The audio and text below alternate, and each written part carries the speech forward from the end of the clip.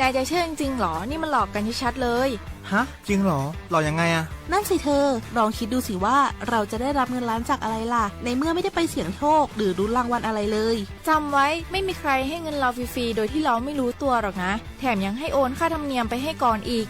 คุณคะเราไม่ได้โกงนะคะโอนมาก่อนเดี๋ยวพิสูจน์ได้ค่ะไม่เอาละผมไม่เชื่อไม่โอนไม่คุยด้วยละกลโกงมีทุกที่จำให้ขึ้นใจอย่าเชื่ออย่าคุยอย่าโลภอย่าโอนด้วยความปรารถนาดีจากสำนักงานประชาสัมพันธ์ที่ 3 กรมประชาสัมพันธ์ฝนตกหนักน้ำท่วมภัยธรรมชาติที่เราหลีกเลี่ยงไม่ได้แต่เราสามารถเตรียมตัวให้พร้อมเพื่อความปลอดภัยของทุกคนในครอบครัวได้ก่อนน้ำมาเตรียมตัวให้พร้อมเก็บของสำคัญขึ้นที่สูงเช่นเอกสารสำคัญเงินสดและสิ่งของจำเป็นอื่นๆและถ้าหากบ้านอยู่ในพื้นที่เสี่ยงให้ติดตามข่าวสารจากทางราชการอย่างใกล้ชิดเตรียมไฟฉายแบตเตอรี่สำรองวิทยุสื่อสารและยาสามัญประจำบ้านไว้ให้พร้อมและอย่าลืมตรวจสอบเส้นทางอพยพที่ใกล้ที่สุดด้วยขณะเกิดน้ำท่วมอย่าเดินฝ่าน้ำที่ไหลแรงหลีกเลี่ยงการสัมผัสกระแสไฟฟ้าและหากต้องอพยพให้ปฏิบัติตามคำแนะนำของเจ้าหน้าที่อย่างเคร่งครัดเมื่อภัยผ่านพ้นตรวจสอบความเสียหายของบ้านและทำความสะอาดเพื่อป้องกันโรคที่มากับน้ำท่วมเตรียมตัวให้พร้อมก่อนภัยมาถึงเราจึงจะปลอดภัยด้วยความปรารถนาดีจากสำนักงานประชาสัมพันธ์ที่ 3 กรมประชาสัมพันธ์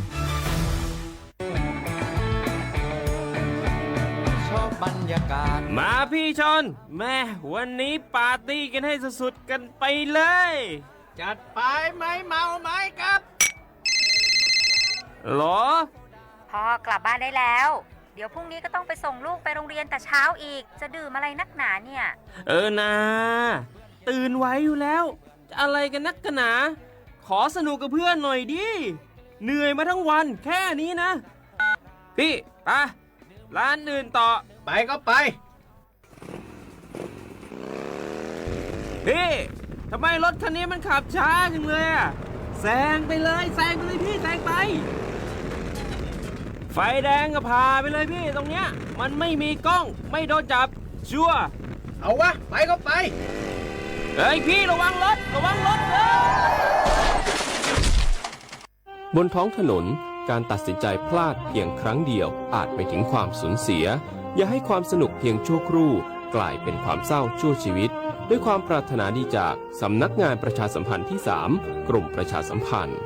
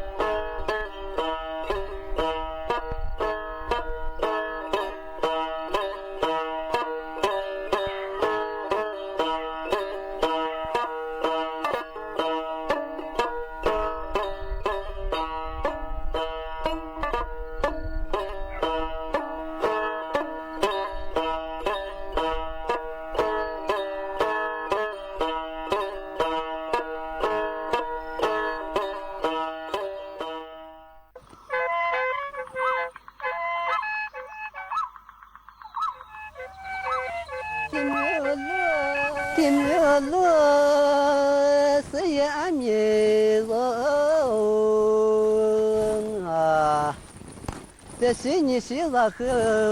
的家的娘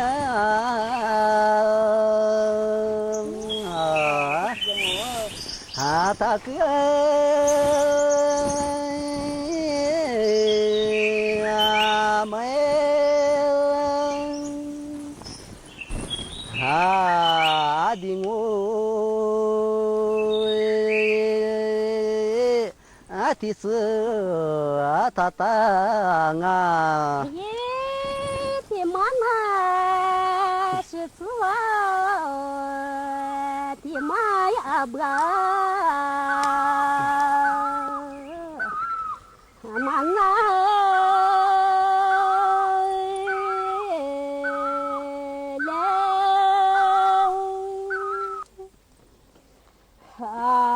的妈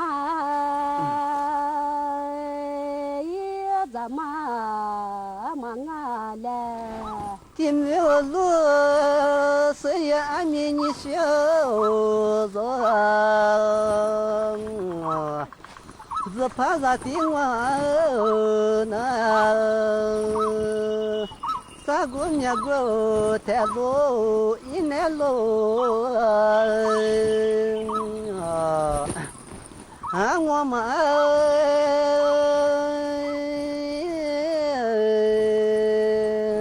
是啊年路啊太路我们过。是子啊，你是边啊，别家啥才是你呀，你的妈。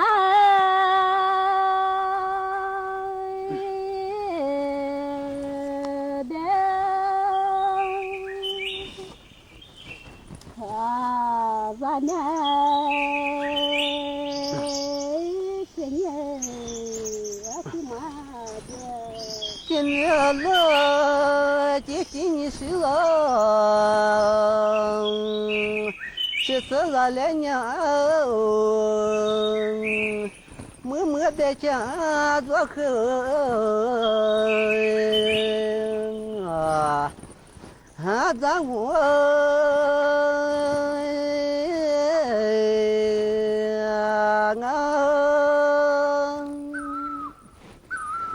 啊的我也和啊的朋啊，的妈妈婆婆你么个啊不一妈啊，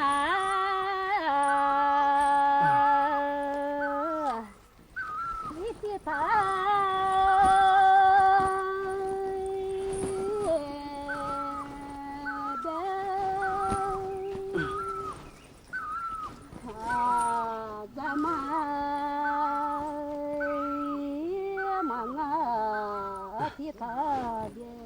天没落，几天你小子啊，莫你他可以，你随便家偏见啊，他诺。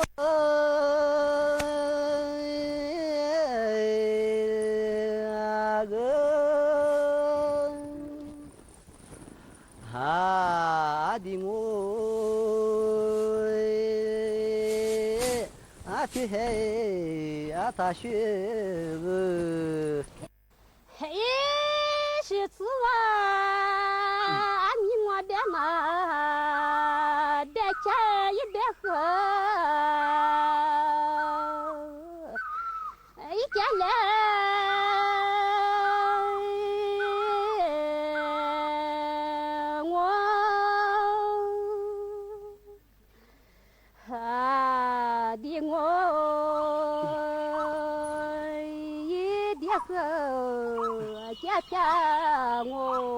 哎，天没了了，你谁家来你我娘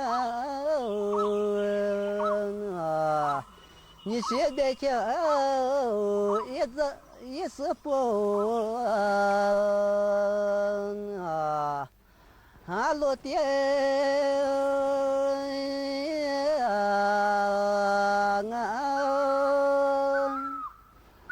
啊的我落不挂定啊嘛。呀，是子啊，你的责任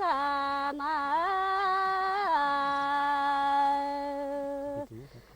爹妈一天年。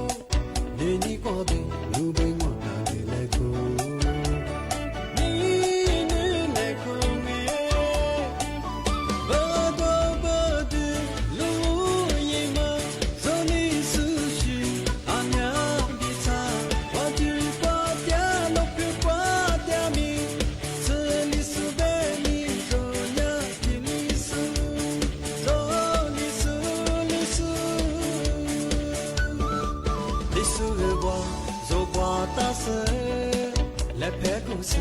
米家这嘞，历史卡米做啥不打嘞，历史是别个做去杜嘞，做去的，做你的嘞。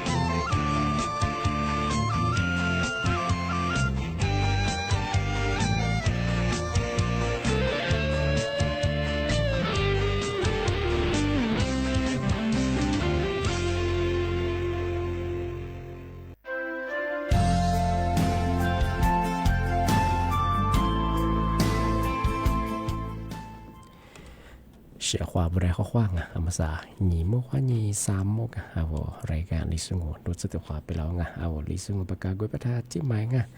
สถานีวิทยุไงกระจายเสียงแห่งประเทศไทยจังหวัดเชียงใหม่วัดโดจังอ่ะเอาวิทยุมือจำไปคือไงยี่ระบบยา AM ยี่ความถี่ไปที่ตุลิยาฉีดชั่วคือกว่าโดจังอาทิตย์ท้าระบบไลฟ์สดไงFacebook ยี่เพจไปคือสวทเชียงใหม่ AM 1476กิโลเฮิรตซ์ไงนี่ไม่ถึงยังงอไม่ยังอ่ะวันลิซูอาบางเป็นยังคือชื่อฮะสดใสยังไงนี่ไม่ถึงยังไม่คืออาโมนี่ยี่กุนี่ตัวนี่จังหวะคงอ่ะอาวันไทยอาบางเป็นยังคือเฮฮาโชนี่นี่ไม่ถึงยังไม่คือนาสายยังไงวันพุธที่6ไงเดือนสิงหาคมไงพศไปคือ2568ดีกว่ามางงอ่ะเอาเชื่อเขาว่าถ้าวิทยุให้นาจาสูงไลฟ์สดดีสุดก็คือนั่นแหละคือบ่มงนะเชื่อเอาเชื่อแล้วเขาขว้างที่นี้นี่มีที่มุลคือนั่นแหละคือมาปีมากเลยแต่มาสจีช่างมาใส่บักเรียว่ารัฐบาลยาคอรมอควานี้ที่ว่าสถานการณ์ ว่ามีคือว่าไงว่าชายแดนกัมพูชาเจอาวท่าเจกุลาที่เดฟอร์ที่ฟอร์บางงานที่นี่คือลัดโซเชียมานาโซงอเอทมาข้อนี้รัฐบาลที่ดียีจอมังเงินเยียวยางานที่เป็นอย่างคือยูวุฒิบุมังไม่คือปัชชาบุปัชชาบุก็ไม่ใช่ที่พลเรือนไงคนธรรมดาส่วนใหญ่คือชื่อของเรื่องเป็นไงที่ว่ามาแล้วคือรัฐบาลคนยายีจอมาเนี่ยเหตุล้ามบาติลียีจอที่ตัวจอไปใช่ไงเหตุล้ามบางที่เป็นอย่างที่ว่าเจ้าหน้าที่ไงเจ้าหน้าที่งูไม่ใช่ที่ว่าบ่หอบทหารตรงอ้อทหารพรานมันก็ชื่อตาโนงตชดไงมาคือที่มาชื่อคนเรื่องเป็นไงว่าที่กุลาฟอร์มไงชื่อคนเรื่องถั่วมาแล้วคือรัฐบาลว่ายีจอมาคือเนี่ยละถั่วมาซื้อล้านบาทเลยยีจอกันไงที่ประชาชนเนี่ยคือเหตุล้างไปถึงเจ้าหน้าที่รัฐมันเนี่ยคือซื้อล้านบาทเลยยีจอใช่ไงนี่บูติบุบงมันยังคือตัวมันยังคือบาดเจ็บสันหาไงบาดเจ็บสันหายังไม่คือปีขว้างไงมันคือกว่าโรงพยาบาลไงรักษาตัวยังมันคือเกิน20 วันไงนี่จะยังกุ้ยมันไงอันนี้ยังคือว่าที่กระโดดก็คือชิแพ้เชียมาดูโจลงอ่ะอันนี้ยังคือแบบแพ้ลงอ่ะก็ลายกว่าโซโรเบิร์ตบอยาโรเบิร์ตตระมาถูมาเบื่อมันไง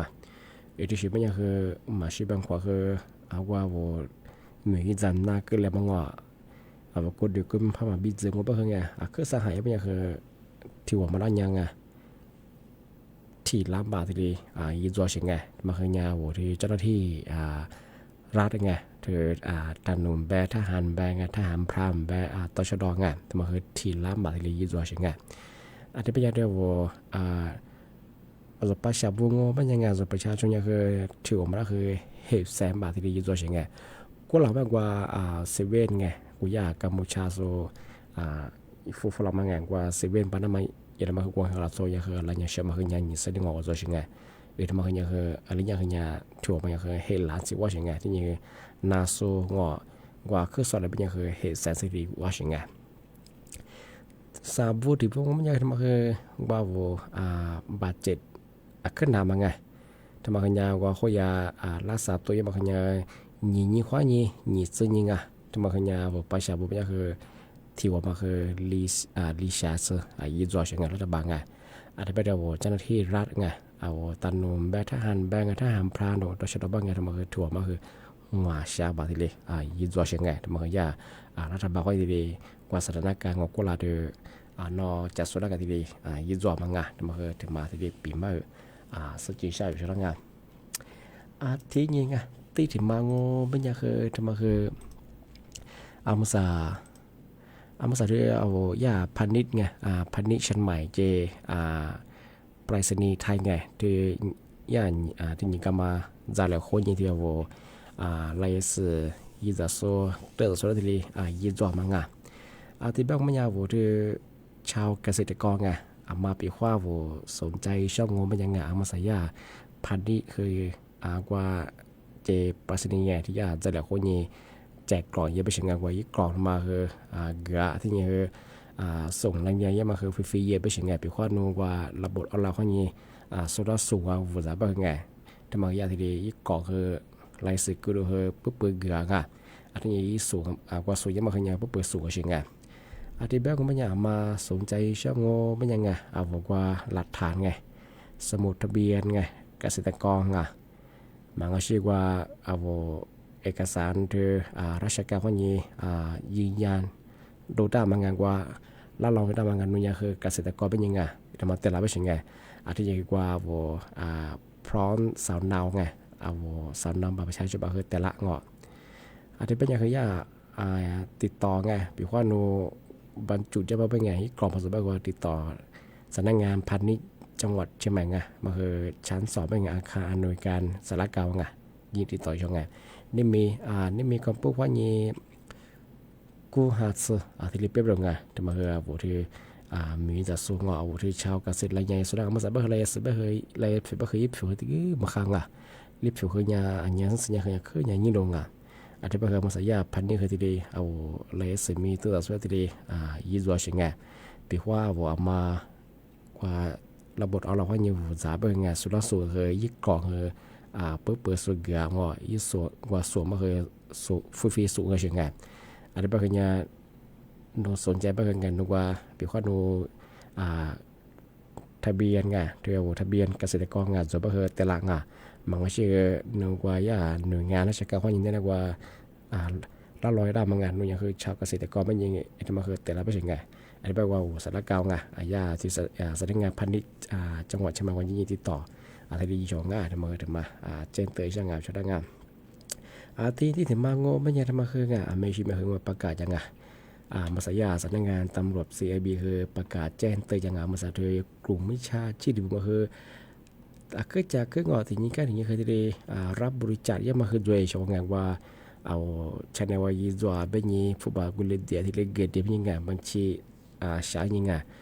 ที่ยังงอนอย่างหน่วยกู้ภัยงอนอย่างหน่วยเจ้าหน้าที่กูมาทำไมเป็นยังไงที่ยี่ตัวเป็นมาสนใจช่วยมายี่ตัวที่เป็นคือไงยี่สิบบาทแบบสัตว์บาทแบบถึงบาทแบบก็คือที่เดียมาคือตัวยังไงเป็นยังคือชาวงานยาแบบยังคือไงมาเอามาใส่ที่กลุ่มไม่ใช่คิดว่าคือยังคือมีอย่างแบบครับผมพวกมาโอ้ก็แต่คือยี่ข้อมูลได้กับกูนี่กับเช่กับชาวงานปีข้อโน้ตก็มาเสื้อมือหมดซุปเปอร์เฮอร์มาโอ้ข้างงานกว่าวัวเอามาสัตว์โซย่านหน่วยงานมูลนิธิคือสุกว่ายี่จอมมาคือจังไงสุกว่ารัฐบาลเขายังไงอันนี้แปลว่ายี่อ้วคือได้ชิงไงนึกว่าฟิบุเขายี่โอ้จอมมาคือเอาผมมาเสื้อไงเอาแต่กับกูนี่กับเช่งานมาสัตว์เบอร์เฮอร์หลัดชูมาคาซุปเปอร์เฮอร์ขึ้นอย่างเงาะว่ามาสัตว์ที่สถานการณ์ว่าญาติชายแดนกัมพูชาเยวัฒนเยฟอเป็นยี่ที่ยี่จอมเป็นยี่ผู้บาดเจ็บมาคือจังไงมาคือยังแต่เนี่ยแล้วมาเล่าว่ายังไงทำมาคือถึงมาแจ้งเตือนช่างงานที่ถึงมาก็มันยามายาสำนักงานกรมอุตุนิยมวิทยางานถึงเหมือนจะพูดว่ากูยี่สู้แต่ยี่สู้แจ้งเตือนอย่างงานภาษาสุพรรณเนี่ยก็คือเมย์ก็พวกเขายิงไงคือรัฐสึกที่ยี่สิ่งยี่สิ่งงานสุพรรณเนี่ยก็คือบางพื้นที่ไงที่ก็ต้องเนี่ยคือเหมือนฮาเลียมาคือจัวเหตุบ้างไงอันนี้คือมีรหัสจัวมาคือจัวงาอันนี้แบบว่าชาวบ้านมาคือด้วยคือไงอันนี้ก็จะเคยแต่เนี่ยฝรั่งจะมองไงอันที่เรียกว่าว่าโยบาจาโซงออาจจะลูกประเทศสุบะจะปีความเหมือนคือพันเลี้ยไปคืองอนว่าอยู่ข้อนี้ซาสึยลามาตรงว่าลูกคุณมีอันจะมีอะไรบ้างจะน้ำท่วมมาจนงานจะจมงานบ้างมาคือแต่เนี่ยฝรั่งไปถึงงานนี่มีความพวกนี้อะไรสักที่นี้สิ่งนี้สิ่งอะไรที่ให้คนนั่งทำไมอยากที่จะแจ้งเตือนฝรั่งอาทิตย์เป็นยังไงมาสานนั่นแหละคือมากว่าเดี๋ยวขวาฟัวเอาไว้ขอทาประหลาดสุดก็คือข้อความงงทำไมดูซีวีบ้างมาวันนี้ละซื้อนอมุปป้าจะสู้ยาดีฝรั่งแต่คนนั้นยังจะข้าง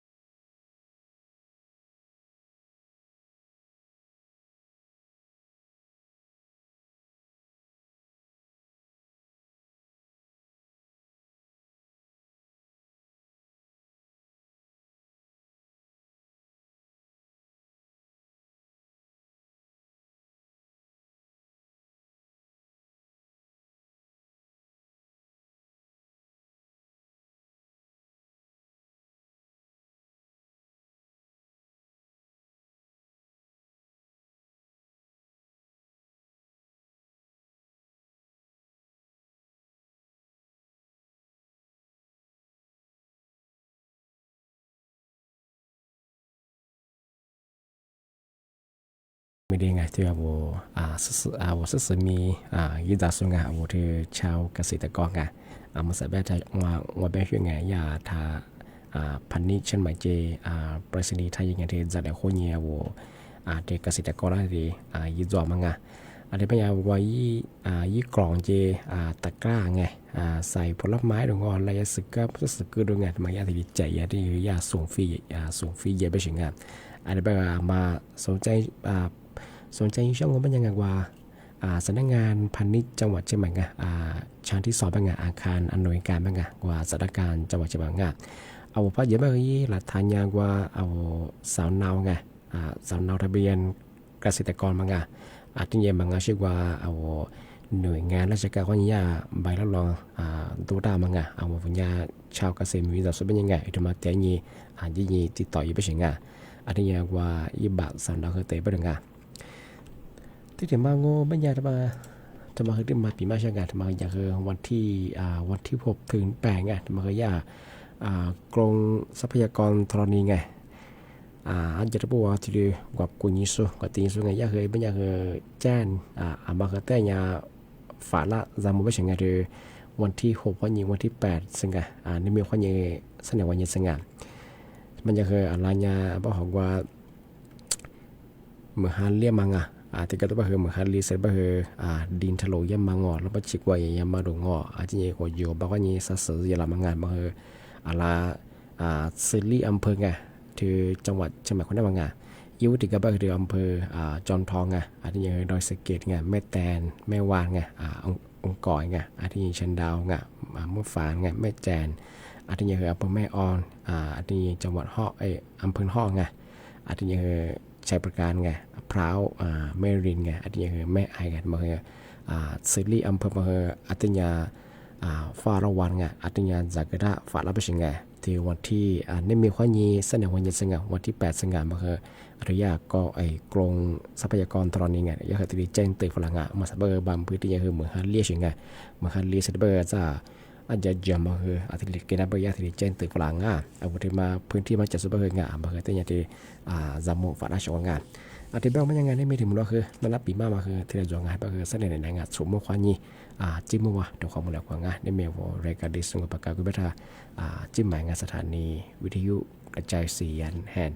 ประเทศจังหวัดเชียงใหม่ดูอย่างอาวชวานานาสุดาคือบมงานข้อความสวัสดีครับ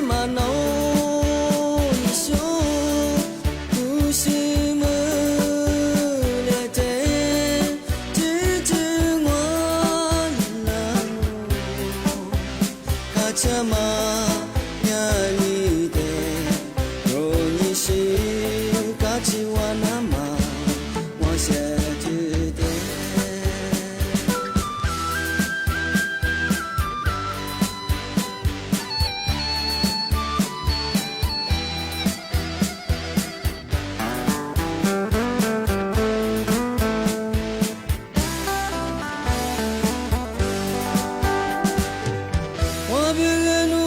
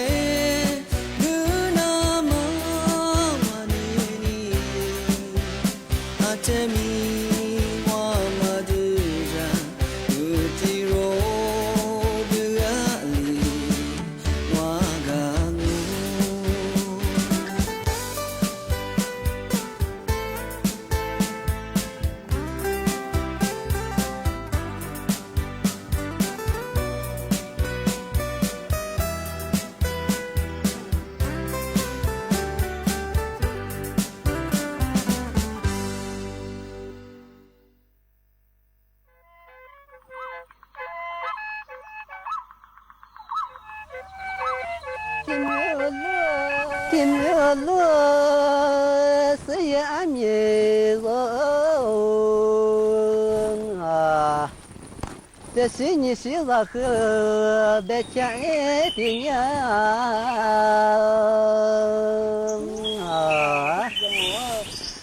大哥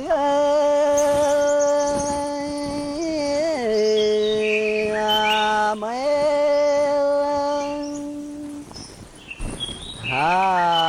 的我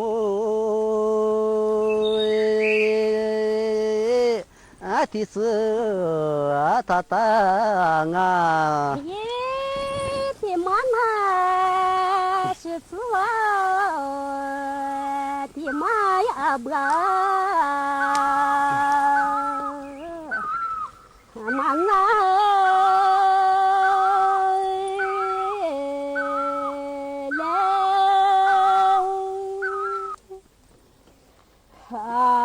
的妈也怎么了？的meu路是呀你小子，只怕啥的我那啥个那个太路一年路我们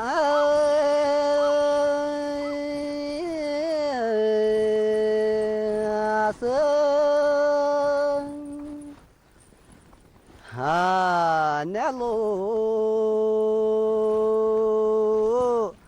太路我们过。是子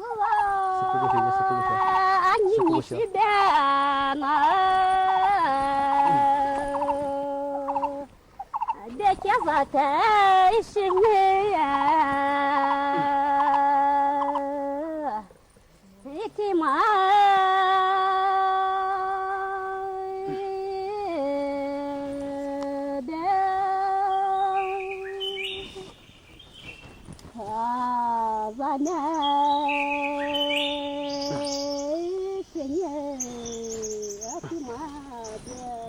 今年了，今年是了，14了年，默默的家做客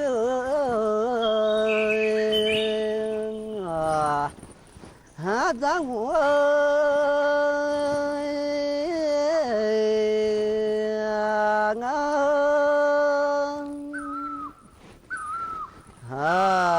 的我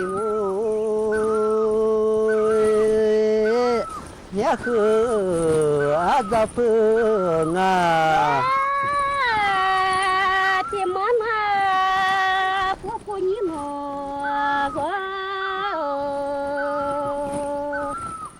不一忙啊？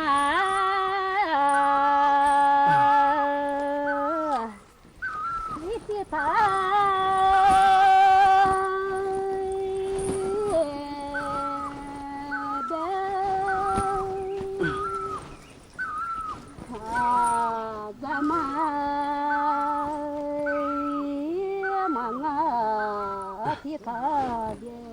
天没落，几天你笑容啊。莫你他可以，你随便讲偏见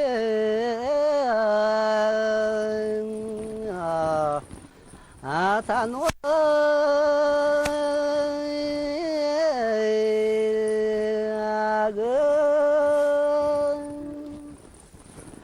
啊的我啊去嘿啊他学个。嘿，是子哇，你莫别嘛，别吃也别喝，一点嘞。ประเทศไทยและเครือข่ายทั่วประเทศ